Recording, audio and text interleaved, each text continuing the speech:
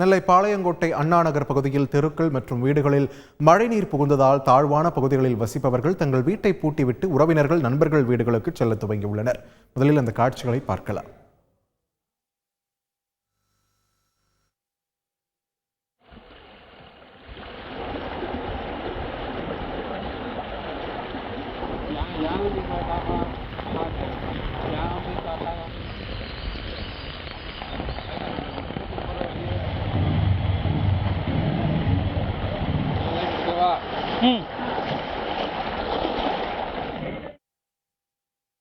தொடர்ந்து கூடுதல் தகவல்களை எமது செய்தியாளர் மோகனிடம் கேட்கலாம். மோகன், வணக்கம்.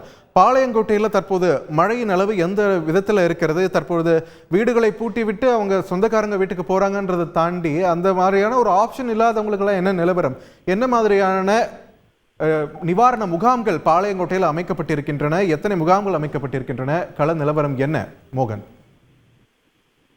வணக்கம். நேற்று இரவில் இருந்து பெய்து வரக்கூடிய தொடர் கனமழை காரணமாக எல்லா தாழ்வான பகுதிகளிலும் மழை நீரானது தேங்கி வருகிறது. இதைத் தொடர்ந்து இன்று பார்த்தோமானால் பாளையங்கோட்டை அருகே உள்ள அண்ணாநகர் சாலையில அந்த பகுதியில மழையானது தேங்கி உள்ளது. அதில் தாழ்வான பகுதியில் உள்ள வீடுகளில் அனைத்தும் தண்ணீரானது புகுந்துள்ளது.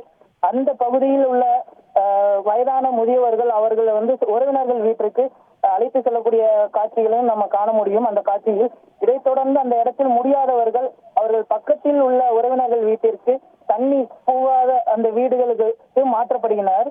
இதைத் தொடர்ந்து அந்த இதில் ஒவ்வொரு இடங்களிலும் பேரிடர் மீட்பு தீயணைப்பு வீரர்கள் சம்பவ இடத்திற்கு விரைந்து துரிதமாக செயல்பட்டு வருகின்றனர்.